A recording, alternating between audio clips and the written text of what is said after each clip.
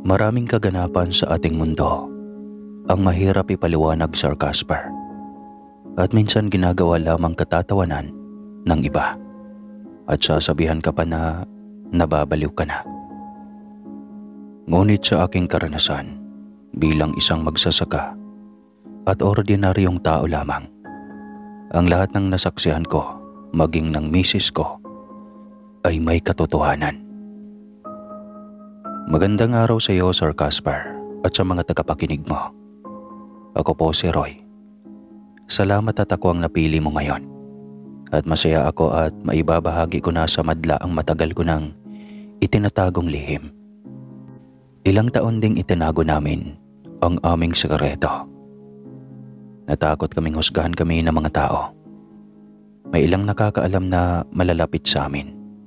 Pero hindi namin betid kung kinukutsanan nila kami at pinag-iisipan ng masama na baka kaming mag-asawa ay nasisiraan na ng bait.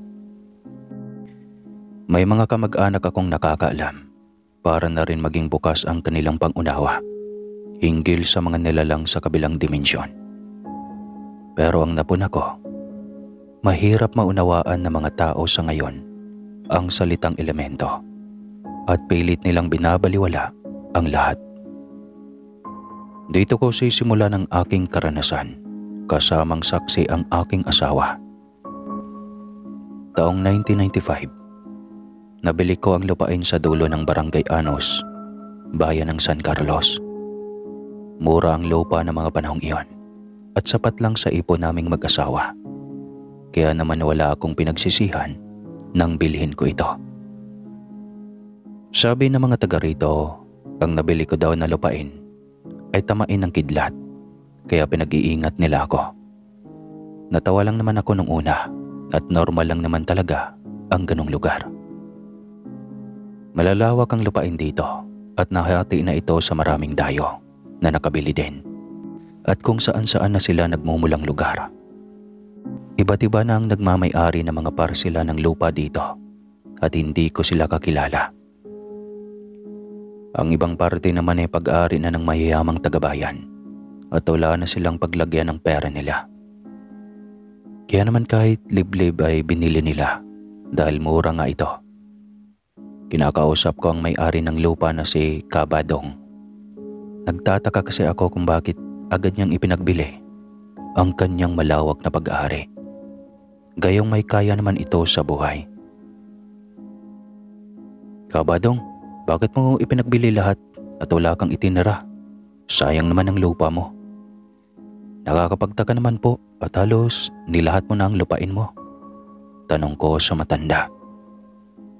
Roy, mahabang kwento. At alam ko naman na hindi mo paniniwalaan. Basta ang maipapayo ko sa iyo, kayo na lang munang mag-asawa ang manirahan dito. At ang mga anak nyo, sa magulang mo na lang sa bayan. Doon mo sila patirahin. Makinig ka sa akin.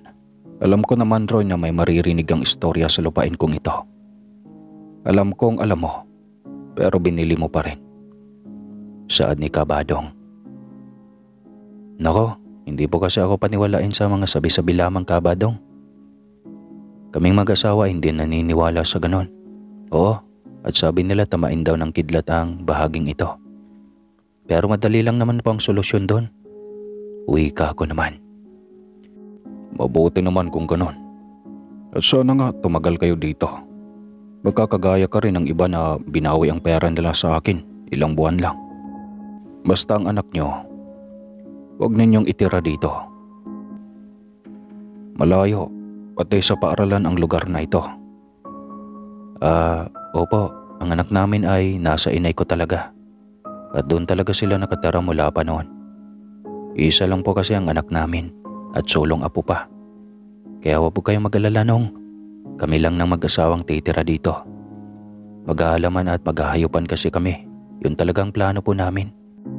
Pampaiwas stress. Pero Roy, maniniwala ka ba na hindi basta kidlat yon? Marami nang nagpatotoo. Hindi kidlat at pangkaraniwan ang pinanggagalingan talaga, Roy. Basta, mag-iingat kayo.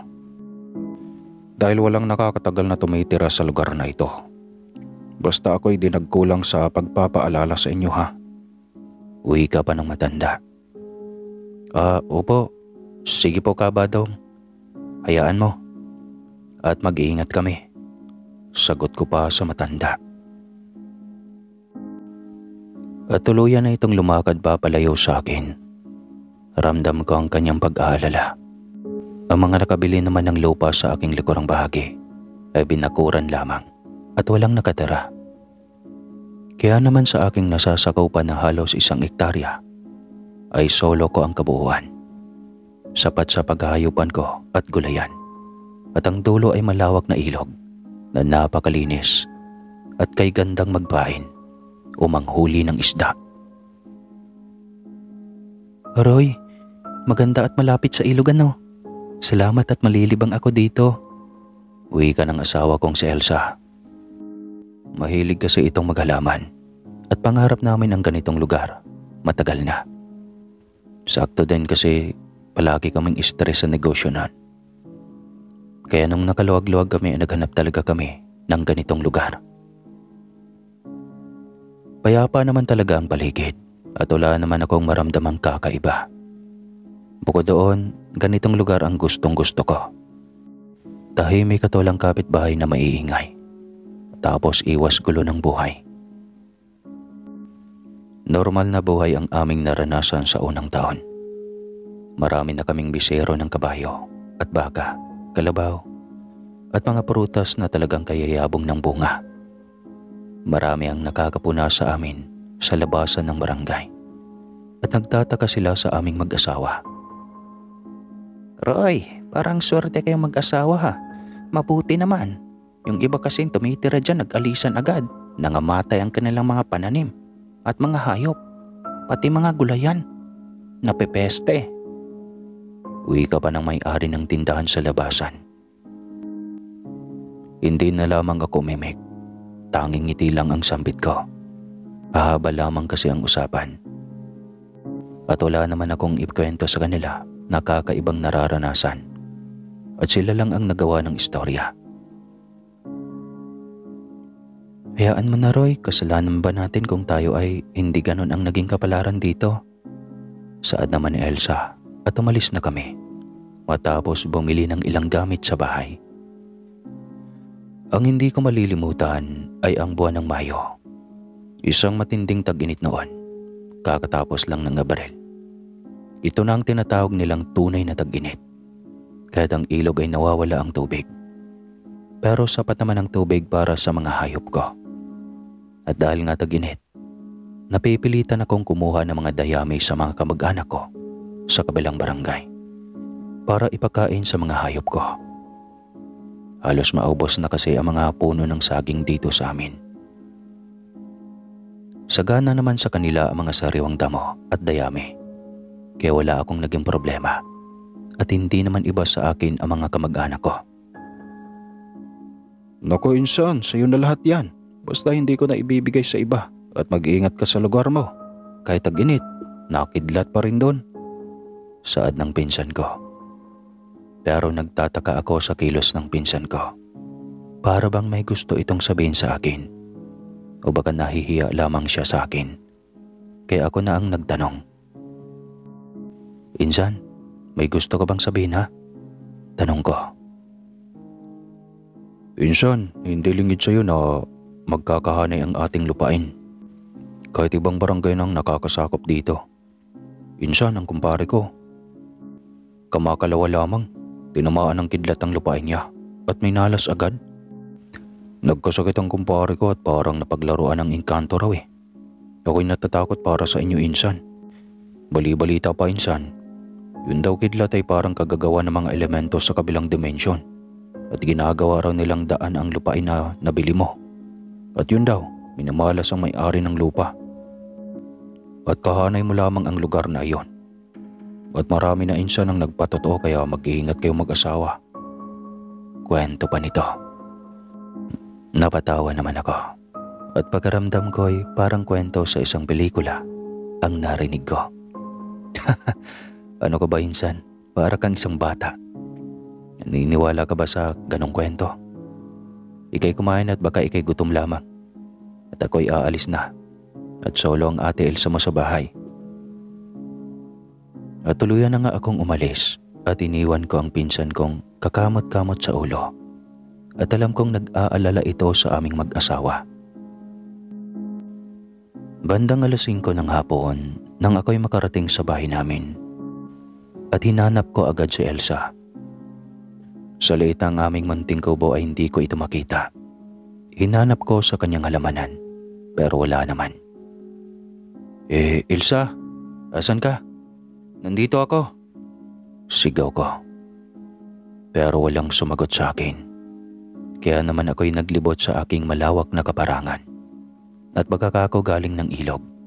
At habang ako'y naglalakad, napon ako ang sunog na bahagi ng lupa na nadamay ang aking bagong tanim na niyog. Nagtaka naman ako. Sino naman kaya ang gagawa ng sunog sa lupain ko? Kaya naman ako'y nag-ikot sa paligid at ako'y lumibot sa dulo ng aking kaparangan. Baka ang mga hayop ko kako ay nadamay na. At sa pag-iikot ko nga, nakita ko si Elsa na nakaupo sa isang punong natumba sa lupa at tulala. Hoy Elsa, andito ka lang pala. Kanina pa kita hinahanap pa. Pero hindi ito kumikibo. Kaya naman aking itinayo. At inalalayan ko na ito pauwi ng aming bahay. At pagpasok namin sa kubo namin, tsaka lang ito nagsalita sa akin. Roy, bigay nila oh. At inaabot sa akin ang isang madilaw na bato. Nagtaka naman ako. Ano to Elsa? At sino naman ang nagbigay sa'yo? Tanong ko sa asawa ko at nagtataka ako sa kanyang mga kilos. Roy, tama ang may-ari ng lupa. Ang lugar pa lang ito ay daanan ng mga taga-ibang dimensyon o kung tawagin natin ay mga elemento o engkanto man ang tawag nila. At sila ay taon-taon o pagkailangan nilang dumaan ay dadaan sila. Roy, ginto yang binigay nila at hindi yan basta bato lamang. At muli akong tumingin sa hawak ko at ginto nga ito. Ala, hoy, Elsa, ikay uminom ng tubig kung ano-ano na yung sinasabi mo. Saan mo nakuha ang kaparasong gintong ito ha? Tanong ko kay Elsa. Pero ako'y napapaisip na rin at agad na kinabahan. Roy, maniwala ka. Ang gaganda nila. Ang haba ng mga buhok na kulay luntian. At ang tenga nila iba ang korte na bumagay sa kanilang anyong mga mistiso at mistisa sila Roy. At sabi pa nila, huwag daw tayong gagaya sa mga dating naninirahan dito naghahaman sa ginto. At wika pa ng magandang babae Roy. Ang sabi pa nito sa akin, huwag daw tayong magkukwento sa mga taga rito. Bawal daw at magkakasakit daw ako at hindi na daw gagaling ang sakit ko. Ano ang gagawin natin Roy? Natatakot ako. Tanong ng asawa ko sa akin at maging ako man ay nakatulala na rin.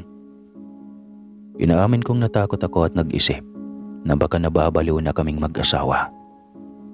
Pero hawak ko ang ginto at paano ko papapaniwalain ang sarili kong hindi totoo ito. Gayong tunay at hawak ko na ang katibayan. Halos inlaki ito ng kahon ng posporo at kumikinang ito. May kabigatan pa. Napapaisip ako. Tama nga ang aking pinsan sa kabilang bahagi ng lupain. May kakaiba ngang nagaganap dito. Kaya naman dito rin sa lupain ko nga ay may nangyayari na nga ang mga hiwaga. At si Elsa ang inabutan ng mga nilalang na iyon. Mahabaging langit. Ano ba naman ito? Ako'y hindi paniwalain sa ganong mga kwentong barbero. At agad kaming nagsara agad ang pintuan. Dahil nadilim na. Magdamag kaming nakatitig sa bato na talagang ginto nga ito. Elsa, sa palagay mo ba, mababait sila di ba? Sabi sa libro may itim at puting elemento. Palagay mo, mapapahamak ba tayo ha? Tanong ko sa asawa ko na tulala pa rin at hindi makapaniwala sa nakita niya. Roy, mababait sila. at lagi raw silang may dalang ginto. Bayad daw o regalo nila sa pagdaan nila. Kaya raw nandito sila sa mundo natin at pagbalik nila, hindi ko alam kung kailan muli ang balik nila. Baka may ibigay muli pagdaan nila. Saad ng asawa kong si Elsa. Elsa, ikaw ang makakapagsabi dahil ikaw ang nakakita sa kanila. Kaya ikaw ang bahala. Sa palagay mo, hindi tayo mapapahamak ha? Wika ko muli sa asawa ko. Halos hindi kami nakatulog ng magdamag na iyon at bawat kaluskos, kami ay nagugulat at ang asawa ko panay pa rin ang kwento sa nasaksihan niya. Akala daw niya ay simpleng kidlat lamang, kaya naman agad siyang naminaw ng mga damit naming nakasampay. Laking gulat daw niya nang may tumawag sa kanya at nasilaw pang araw siya at nang makaalis ang liwanag ng kidlat, nakita niya ang mga taong hindi namin kamukha.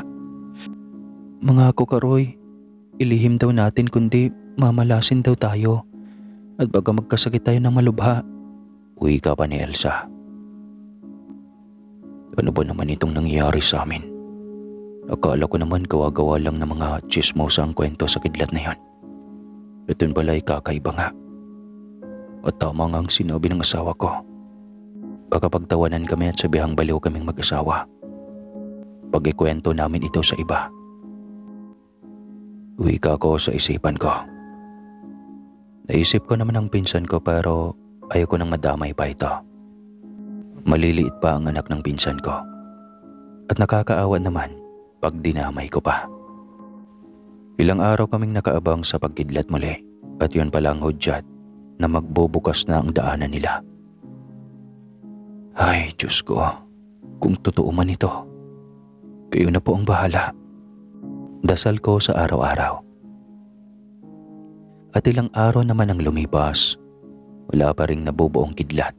Kaya sa isip ko, baka gawa-gawa lang ng asawa ko ang kanyang mga kwento. Inaamin kong nagduda din ako sa asawa ko.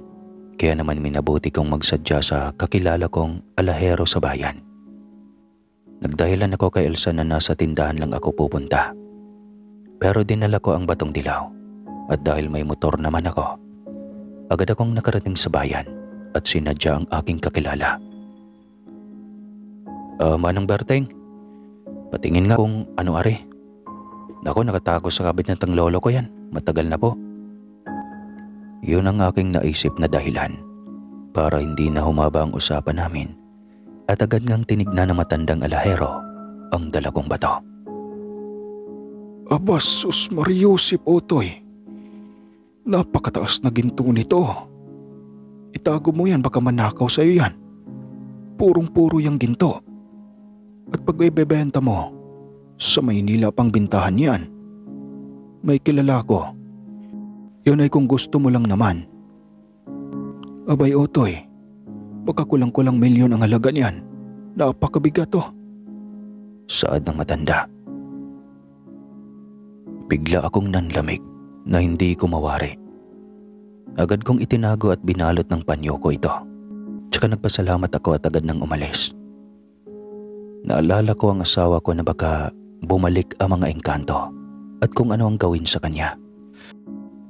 Halos liparin ko ang daan pa uwi sa amin at pagdaan ko sa tindahan ay may sumigaw sa akin. Hoy Roy, kumidlat na naman. Ingatan mo ang mga hayop mo. Hindi ko na pinansin at inalam kung sino man iyon. At ako'y dali ang umuwi na sa bahay namin. Naabutan ko ang asawa ko na nasa halamanan niya at tulala na naman ito. Kaya lang ito'y parang takot na takot. Roy, kainaman ka naman. Saan ka ba galing? Ayan, dumaan na muli sila. Natatakot ako, Roy. Dahil may dala sila mga bihag, nakakatakot ang itsura. Ako'y may himatay talaga sa takot kanina. Uwi ka pa ng asawa ko na nanginginig. Sayang naman at hindi ko naabutan. Uwi ka ko pa. Ayan ang kapirasong ginto at bigay uli nila. At ingatan daw natin. Tapos iwasan na malaman ng ibang tao. Roy, dadaan daw muli sila. Hindi pa nila alam kung kailan. Diyos ko, Roy, nakakatakot ang itsura ng iba nilang kasama. Kinikilibutan talaga ako. Diyos ko, sa susunod, ikaw naman ang humarap sa kanila. Ayaw ko na. Daing ng asawa ko. Pumasok kami sa bahay at muli kong tinignan ang inabot ng asawa ko. Diyos ko. Ala. Tanging nasambit ko. Mas malaki ito kaysa una. Ibig sabihin, milyonaryo na kami. Elsa, mayaman na tayo. Saad ko sa asawa ko. Ay, Roy, hanggat hindi pa daw sila tapos sa misyon nila, bawal pa raw natin ipagbili ang ginto. May kapalit raw na kamalasan oras na ibenta agad natin ang mga ibinibigay nila. Saad pa ng asawa ko. Natulala ako at naunawaan ko na. Kaya siguro walang tumatagal na naninirahan dito. Dahil ibinebenta kaagad nila ang ginto. Kaya naman nagagalit ang mga engkanto. At dahil doon namamatay ang mga hayop nila. Ngayon, alam ko na. At hindi na ako kumibo. Nabuo na sa aking utak ang tunay na nangyayari. At ang asawa ko, hindi muli matigil ang bibig. At ang kanyang kwento ay para daw may sinusundo sila sa mundo ng mga tao at ibinabalik nila sa mundo nila. Roy, nauunawaan mo ba ako? Hagip mo ba ang ibig kong sabihin? Parang awa mo na. Maniwala ka sa akin. Baka ako'y mabaliw.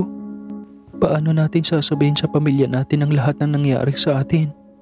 At ang ginto, paano natin ipapaliwanag sa kanila? At yung mga nasasaksihan ko, sinong tangang maniniwala sa akin? Naaawa ako sa asawa ko dahil wala siyang nakuhang kasagutan sa akin. Dahil anong gagawin ko naman? Litong-lito na rin ako. Ang katwiran ko ba? Pag ako na ang nakakita, baka maniwala na nga ako. Nakatulog na ako sa pagod at sa walang tigil na kwento ng asawa ko. Narindi pa ang tenga ko nun. At magdamag akong laging nagigising. Dahil sa mga yabag na hindi ko mawari kung tao o hayop pa. Ay, baka naman guni-guni ko lang. Dahil sa mga kwento ni Elsa, bulong ko. Bandang 2:00 ng madaling araw, mga yabag na naman at salitang hindi ko maunawaan. Ginising ko na ang asawa ko at sabay kaming nakaramdam. Ano ba yun, Elsa? Parang may sumisira ng pintuan natin. Agad akong kumuha ng itak at sumilip sa awang ng bintana namin. Ano yun, Elsa? Parang mga hayop na ewan. 4 sila. Ganyan ba yung nakita mo, Elsa? Sila ba yun? Tanong ko sa asawa ko. Roy, hindi eh. Anyong tao sila kahit may kakaiba. Pero yung nakikita natin ay para mga taong hayop. Naku, Roy, natatakot ako. Baka tayo ang gagantihan ng mga kalaban ng magagandang engkanto. Saad ng asawa ko. At nangangatal na ito sa nerbiyos. Ang mahirap pa sa sitwasyon ko, hindi ako makapagsalita ng kung ano pa man. Dahil ang asawa ko pa lang ang nakakakita sa mga elementong iyon. Elsa, sa palagay ko mga maligno yan eh. O mga lamang lupa. Yan ang mga naririnig ko sa inay at itay ko noon. Pasensya ka na, wala akong masabi dahil ikaw lang ang nakakakita sa kanila. Bulong ko sa asawa ko na natataranta na ng mga oras na iyon. Hindi kasi ganon katibay ang kubo namin. Natatakot ako at pinilit kong magpakatatag. Nilakasan ko ang loob ko at sumigaw na ako. Hoy, bakit yung sinisirang pintuan namin? Tatagain ko kayo. Sigaw ko. At sumigaw din ang mga ito ng salitang hindi ko maintindihan. At maya-maya, may parang salitang pumasok sa isipan ko. Pati din sa asawa ko na naririnig din niya. Amin na ang ginto. Ibigay niyo sa amin. Papatayin namin ang mga hayop niyo. Wika ng mga nilalang gamit ang isipan namin. Roy, baka ibang lahi iyan. Baka gusto nila yung ginto na bigay sa atin. Wika ni Elsa. Hindi, Elsa. Atin yun. Wala na silang magagawa. Lalaban ako. Sagot ko sa asawa ko. Nakaisip ako ng paraan. Kumuha ako ng gas at mga tela. At nagmadali kaming mag-asawa. Dahil malapit na nilang masira ang pintuan namin. Mula sa bintana, pinagbabato ko ng apoy gamit ang tela na may gas. At nakita ko, takot sila sa apoy. Nagtakbuhan ang mga ito at agad akong lumabas. At hinabol ko ng bato ng tela na may apoy. At nagtakbuhan na papalayo ang mga nilalang na hindi natataas sa bewang ko. Ganun lang sila kaiksi. Takot pala sila sa apoy. Dahan-dahan silang nawawala sa dilim. Dahil ang kanilang mga sukat, maliliit lamang. Agad ko din namang pinatay ang apoy at baka masunog ang bahay namin. Napaupo na lang ako sa isang tabi ng bahay namin at pinipilit na hindi totoo ang lahat. Simpleng tao lamang kami ni Elsa. Hindi naman kami kagaya ng iba na may anting-anting. Hindi ko malaman ang gagawin. Bawat kaluskos, napapakislot ako at pagkaramdam ko may mga nilalang na naman na sasalakay sa kubo namin. Roy, ayoko na dito. Nakakatakot na. Umalis na tayo dito. May ginto nga tayo pero hindi tayo matatahimik sa ganyang mga nilalang. Wika ng asawa ko. Elsa, walang maniniwala sa atin. Baka isipin nilang nababaliw na tayo. At baka madamay pa ang anak natin at sina inay. Kaya naman nagliliwanag pa lang ang araw. Agad kaming naganda. Sinundo ko ang pinsan ko para may katulong kami. At ang mga hayop ko, agad kong pinaalagaan sa mga kakilala ko sa barangay namin. Dahil hindi ko madadala sa bahay ng nanay ko sa bayan. Takang-taka naman ang mga kabarangay ko. At ang aga pa lang nananawag na ako. Pagkataon pa na may mga bisero na ang mga alaga kong kabayo at baka. Kaya talagang kailangan kong ipakiusap sa kanila. Ay na nga, Inson. Bakit ba? Anong nangyari ha? Bakit dalian kayong aalis? Pagtataka ng pinsan ko. Basta, Insan, magmadali tayo. Huwag ka na magtanong pa. At mamaya ko sasabihin sa iyo ang lahat ha. Sagot ko sa pinsan kong hindi malaman ang uunahing damputin at ramdam kong takot na din ito. Nakaalis naman kami ng ligtas. Takang-taka naman ang nanay ko at anak ko sa biglaan naming pagdating. Wala silang tigil kakatanong kung bakit kami umalis sa lugar na iyon. Sinabi na lang namin na may mga taong labas na pwede kaming saktan at hindi na kami ligtas manirahan doon. At naniniwala naman ang nanay ko noon. Agad kong kinausap ng lihim ang pinsan ko at ipagtapat ko ang lahat sa kanya. Pero ang sabi ng pinsan ko, dapat huwag kong sabihin sa ibang nangyari. Naku, Insan, bakit mo sinabi sa akin? Magiging ordinaryong bato ang binigay sa inyo. Kagaya ng nangyari sa kumpare ko sa kabilang lugar at tinatamaan din ng kidlat ang lupain niya. Agad kong kinuha ang 2 ginto sa bag ko na nakabalot ito sa panyo ko. At namulagat ako. Naging bato nga ito. Agad kong tinawag ang asawa ko at hindi ito nagulat. Roy, alam kong mangyayari yan. Saad ng asawa ko. Wala tayong magagawa. Ang mahalaga ligtas tayong dalawa. Dahil hindi ba sinabi ko sa iyo, sabi ng magandang babae, huwag nating sasabihin sa ibang tao at hindi natin pwedeng ibenta hanggat nadaan pa sila sa lupain natin. Natulala ako at nanghihinayang at pinipilit kong sipatin ang mga bato. Pero ordinaryong bato na lang ito at kulay itim na ang nakikita ko sa hawak kong bato. Roy, hindi yan mahalaga. Huwag mong panghinayangan. Ang mahalaga ay buhay natin para sa ating anak. At Insan, wala kang nakita at narinig upang maging ligtas ka din ha. Wika ni Elsa sa pinsan ko. Sumang-ayon naman ang pinsan ko at umalis na at nangako na wala siyang nakita. Habang nag-iisa na ako, naisip ko at balikan ang lahat-lahat. At kung ukukwento ko sa iba, magmumukha akong baliw. Ang mga sumugod naman sa aming bahay, di ako mga maligno iyon na gusto nilang makuha ang ginto ng mga engkanto. Salamat at ligtas kami. Hindi kami nagaya sa mga naunang nanirahan sa lugar na iyon. Dahil nabalita na namatay sa malubhang sakit ang padre de pamilya ng pamilyang tumira doon, at ang mga anak ay nagkasakit din isa-isa. Napapaisip ako na baka dahil sa pinsan ko, magkaganon din kami. Maging ang inay ko ay ilang araw nang nakakahalata sa pananahimik at laging nakatulala ako. Pinayuhan niya akong ibenta na ang lupa kesa naman hindi na mapapakinabangan. Pero naisip ko na kailangan kong malaman ang totoo at kailangan kong mapag-aralan ang lahat upang ako ang huling magmamay-ari ng lugar na iyon. Hindi ko po yun ibebenta, inay. Kidlat lang naman yon at kayang-kaya namang iwasan. Sayang po ang mga halaman at mga tanim kong prutas doon. Basta, inay, bunang pasya ko. Hindi na lang kami doon maninira ni Elsa. Ako na lang ang pupunta at may motor naman tayo.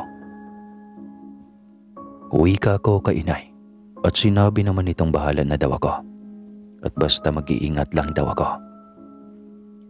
Nag-usap din kami ni Elsa at alam kong siya ang unang maapektuhan ng desisyon ko. Pero kailangan ko makipagsapalaran dahil sa ginto at gusto ko lang mangyari matigil ng kabebenta ng lupa niyon. At ilang pamilya pa ang mapapahamak, kaya ayoko na talagang mangyari iyon. Pumasok sa isipan ko na dapat nang tuldukan ang mahiwagang nangyari sa lupaing iyon. At mabait naman ang may-ari ng lupa na talaga namang hindi siya naglihim sa akin. Bagkus, kanya pa akong binigyan ng babala. Kaya nakapagdesisyon na ako at kinausap ko sa Elsa at sinabi kong kailangan ko makipagsapalaran. At dapat hindi na mabebenta pa ang lupain na iyon. Naunawaan naman ako ni Elsa kahit ito ay natatakot para sa kaligtasan ko. At sinabi ni Elsa na tama ang desisyon ko. Dahil kung ipagbibili ulit namin ang lupain at kukunin muli namin ang aming pera sa may-ari ng lupa, nakakaawa naman ito. At ipagbibili na naman muli sa ibang tao. At kapag mangyari iyon, mas maraming mapapahamak pa. Aminin natin na mahiwaga ang ating mundo. Maraming pangyayari sa buong Pilipinas na kagaya ng nangyayari sa amin. Pero walang lakas ng loob na umamin at natatakot nilang ilabas at ikwento sa ibang tao ang kanilang karanasan. Kaming mag-asawa ay nagdesisyong ipahayag sa lahat kahit pa itago ang aming pagkakailanlan at itago ang pangalan ng aming lugar. At ginawa ko ito para na rin sa mga kababayan ko. Lalong-lalo na sa mga taga San Carlos. Nagtiwala nga ako sa hiwaga at mahika ng lupain ko at hanggat kaya kong alagaan ang lihim ay gagawin ko. Kaya naman sinabi ni Elsa na pilitin kong mag-ingat at dahil alam ko naman ang lahat-lahat, kayang-kaya ko nang gawa ng paraan na umiwas sa kanila o kung pupwede na makausap ko ang mahihiwagang elementong iyon. At baka matuturuan nila ako kung paano iiwas sa mga nakakatakot na nilalang na sumasalakay sa amin. Kaya heto ako ngayon, pabalik-balik sa lugar. Hindi nga lang ako doon natutulog. Pero pag alam kong malapit nang sumama ang panahon, agad akong tatakbo patungo sa lupain ko. Pag nakita kong namumuo na ang dilim ng kalangitan, banda ron sa lupain namin, umiiwas na ako at alerto na ako sa posibleng mangyayari.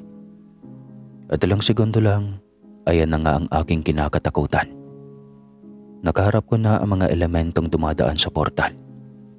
Kasabay ng kidlat, nag-iingat ako sa bawat kilos ko. Dahil ang lahat ng sinabi ng asawa kong si Elsa ay totoo. Sa una ay mahina lamang na kidlat. Nananatili akong nakatago sa gubat. Sinadya kong hindi magtago sa malalaking puno. Dahil alam kong tamain ng kidlat ang lugar na iyon. Inilayaw ko sa aking katawan ang aking itak dahil iyon ay malimit tamaan ng kidlat. Nagsuot ako ng simpleng damit at naghubad ang tsinelas at dumapa sa lupa. Palakas na nga ng palakas ang kidlat sa gitna ng aking lupain, kung saan malimit doon makita ni Elsa ang mga mahiwagang nilalang. Isang malakas na kidlat ang tumama sa lupa, sunog ang damaw sa paligid, at isang maliwanag na korteng bilog ang kitang-kita kong bumukas kasabay ng kidlat. At dalawang lalaking may mahabang suot na damit ang nakita ko doon. Hindi ito kagaya ng kasuotan ng ating mga tao. At tama nga sa Elsa, malalaking tao ito at napakahaba ng kanilang lunti ang buhok. Ang kanilang mukha ay mahahaba ang hugis at malalaki ang tenga nila kumpara sa atin. Parang nga naman itong isang artista sa ibang bansa kung tutuusin. Nakiramdam ako dahil palingalinga sila sa paligid na para bang may kinakatakutan. Hawak ang kanilang mga espada. At para akong nanonood ng isang pantaserye sa isang malaking screen sa sinihan. Dahan-dahan silang naglakad at nawala ang bilog na parang apoy. At sa paglalakad nilang iyon sa ibang panig ng lupain ko, muling may bumukas na isang maliwanag na bagay na parang salamin. Pero lumingon sila sa aking pwesto at alam kong nakita nila ako. At biglang nagsalita ang engkanto sa akin. Ganito ang boses ng engkantong iyan. Kaibigan, lumapit ka sa amin. Hindi kami masama. Muli kaming makikiraan sa iyong lupain at nasaan na ang iyong kabiyak. Bakit ikaw ang nandito ngayon? Kami nga pala ang mga kaibigan ninyo na nakikiraan sa inyong lupain upang makarating kami sa kabilang lugar na aming pupuntahan. Lumapit ka dito, kaibigan. Hindi ka namin sasaktan. Mula ngayon at sa darating pang panahon, kami ay makikiraan sa iyong lupain at magbubukas ang aming portal upang makarating sa kabilang bahagi ng mundo nyo. Marami kaming destinasyon, kaibigan. Sana ay hindi na magbago pa ang tagabantay ng lupaing ito. At sana, huwag mo nang ibigay sa ibang tao ang pamamahala dito. Pangako, aalagaan kita, maging ang iyong pamilya. Wika ng lalaki. Napakaganda ng mukha at para akong nahihipnotize mo sa kanyang pagsasalita. Ganon daw yung boses ng engkanto, sabi ng sender. Tumayo ako at pinilit ko makipag-usap sa kanya. Hindi nga ako nakaramdam ng takot. Tama nga ang asawa kong si Elsa. Nagsalita ako at lahat ay sinabi ko sa kanila. Idinaing ko ang lahat-lahat ng aming kinakatakutan sa lupaing iyon. Maging ang mga nilalang na kung tawagin ng mga tao ay maligno o kung ano pa man iyon, ay sinabi ko sa kanila na nakakatakot at baka saktan kami. Tapos ay humingi ako ng tulong sa kanila. Nauunawaan ko na po kung sino man kayo at iyan din po ang bala ko. Hindi ko na po ito ibebenta sa iba. Marami na po kasi ang napapahamak dito. Bakit po ninyo binibigyan ng sakit ang mga naninirahan sa lupaing ito? At ilang pamilya na po ang nagbubuhis ng buhay para sa inyo. Yun pong ginto na ibinigay niyo sa aking asawa ay naging bato. Dahil po umalis kami sa lugar na ito. Natakot po kasi kami dahil may sumalakay sa amin parang mga halimaw. Kung tawagin namin ay maligno. Sana po wag po naman sana kaming madamay. Dahil hindi naman po namin alam ang inyong pakay. Kayo po ay dumating sa lugar namin at kami naman po ay taong humarap sa inyo. Ang akin lang pong pakiusap sa inyo, wag naman ninyo kaming bigyan ng sakit. At sana po tama ng pagbubuhis ng buhay ng mga ordinaryong tao para lang alagaan ang daanan ng inyong portal. Wag po sana ninyong masamain ang aking binanggit. Ako po ay isang ordinaryong tao lamang. Ako po si Roy, isang magsasaka at may isang anak. Gagawin ko po ang lahat ng pagbabantay Sana naman po ay bigyan ninyo ako ng proteksyon sa inyong mga kaaway. Napamulagat ang mga ito at nagtinginan na para bang hindi nila alam ang nangyayari sa mga taong tumitira sa lupaing ito. At nagsilita ulit ang isa pang lalaking napakaganda ng anyo. Kaibigang Roy, hindi namin alam na ganyan pala ang nangyayari. Sana nalaman agad namin. At kaya naman nagiging ordinaryong bato ang hawak niyong ginto, ay nilalabas niyo agad ito sa lupaing ito nang hindi pa tapos ang aming misyon. Hindi kami madamot, kaibigang Roy. Lahat ng mga taong nakausap namin sa lupaing ito ay naging gahaman. Dahil sa ginto, kaya naman sila din ang may kagagawan ng kanilang kapalaran. At kami ay nag-iingat din na baka may mapahamak pang iba. At tungkol naman sa sumalakay sa inyo, hindi namin alam ito. Huwag kang mag-alala, kaibigang Roy. Kami na ang bahala sa kanila. Ang intensyon nila ay kunin ang ginto ninyo. Kaya magbabayad sila sa amin. Kaibigan, mula sa araw na ito, huwag na huwag mo nang ibebenta kahit kanino ang lupaing ito. Manatili kang tagabantay ng aming portal. At huwag na huwag kang magkukwento sa kapwa-tao mo. Kung may anak ka, ipasa mo ito sa kanya. Palalakasin ka namin, kaibigang Roy. Hindi kami masama. Galing kami sa kabilang dimensyon na kung tawagin ay Agartha. Mahirap paniwalaan pero buhay kami at nananatili kami doon nang walang kamatayan. Basta ang hiling ko lang sa iyo, tayong dalawa ay huwag maglilihim sa isa't isa. Tutulungan kita, maging ang pamilya mo. Sa ngayon ay may mission kami, kaibigang Roy. Heto ang ginto. Itabi mo yan. At hindi na iyan magiging bato pa. Oras na matapos ang aming misyon, babaguhin ko ang buhay mo. Pangako iyan, kaibigan ko. Saad ng lalaki na halos hindi na ako tumigil sa pagkatitig sa kanyang napakagandang muka. Ngumiti ito at hinawakan pa nga ako sa balikat. Sabay abot ng isang bato na purong-purong ginto. Kasing laki ulit ito ng isang kahon ng posporo. Napangiti ako at nagpasalamat. Napakasaya ng pagkaramdam ko ng mga sandaling iyon. At muli silang naglaho. Pumasok ulit sila sa isang mahiwagang maliwanag na bilog at sumigaw siya sa akin bilang pamamaalam. 6 na araw, kaibigan ko. Babalik kami dito at dadaan muli. Bantayan mo kami. At pangako, wala nang sasalakay sa iyo. Panatag na ang lugar na ito mula ngayon. At wala nang makakapasok na masasamang nilalang o elemento dito sa lupain mo. Uwi ka naman ng isa at nagpaalam na ang mga ito. Tuluyan ang naglaho ang mga ito. Napaupo na lamang muli ako sa damuhan at napatitig sa kalangitan na muling bumalik ang kagandahan ng ulap.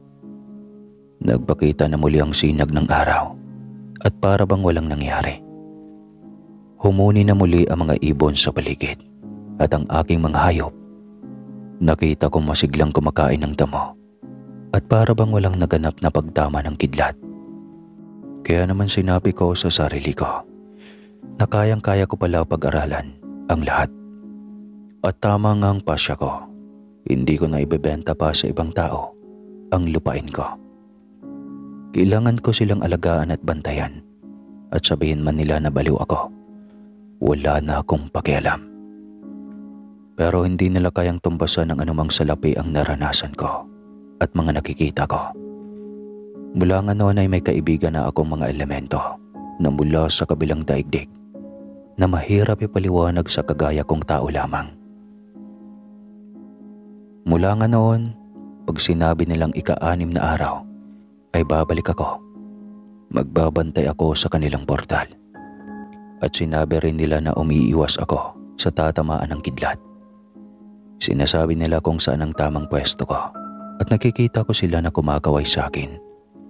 At muling magbubukas ang isang bilog na liwanag at papasok sila. Ganon lang ng ganon ang senaryo namin.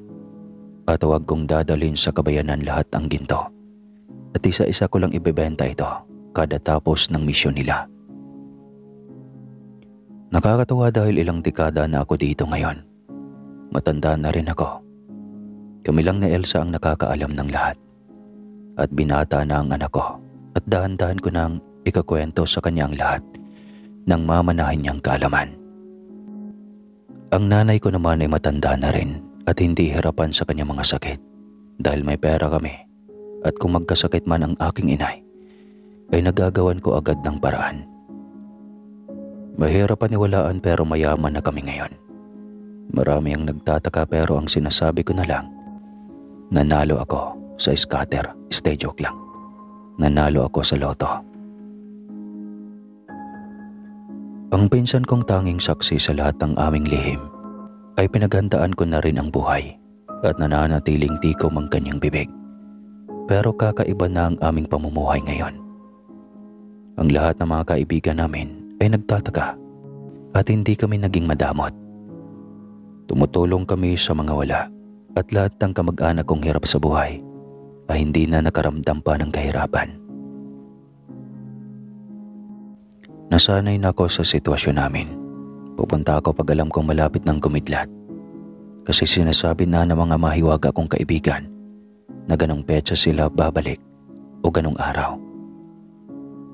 At sinabi nila na hayaan ko na lang daw na tumaas ang mga puno at damo sa lugar upang maiwasan na rin na may makakitang ibang tao sa kanila. Kahit pa walang ibang naninirahan sa lugar na yon. Mabuti na rin yung nag-iingat daw kami. Kaya lahat ng kanilang bilin ay aking sinusunod at sa awa ng Diyos. Hanggang ngayon, kaya ko pa namang magmotor kahit maedad na ako. Meron naman kaming 4 wheels kaya lang hindi siya basta-basta magkakapasok. Nananatili akong pabalik-balik sa lupain ko at binabantayan ko ang mahiwaga kong kaibigan na nagbibigay ng ginhawa sa pamilya ko. Hanggang dito na lang ang aking kwento. Sana ay naging masaya kayo sa mga natuklasan ninyo. Hindi ko man inilahad ang eksaktong probinsya ko upang maging payapa ang buhay namin. Lagi niyong tatandaan na hindi lang po ako ang may ganitong kwento sa buong Pilipinas. Alam kong hirapan din nilang itago ang nangyayari at sinabi na sa akin ng aking mga kaibigan na maraming portal sa buong Pilipinas. At kagaya ko, may mga kaibigan silang tao na nagbabantay ng portal nila. Lagi niyong tatandaan na mahiwaga ang ating mundo. Iba't ibang kwento man ang naririnig ninyo, pero iyan ay totoo. Sabihin man ninyo na mahirap paniwalaan at baka nga nasisiraan na kami ng ulo. Pero hindi po ninyo maalis sa amin na manatiling ilihim ang katotohanan. At manatiling nagbabantay ng portal ng mga elementong mababait naman.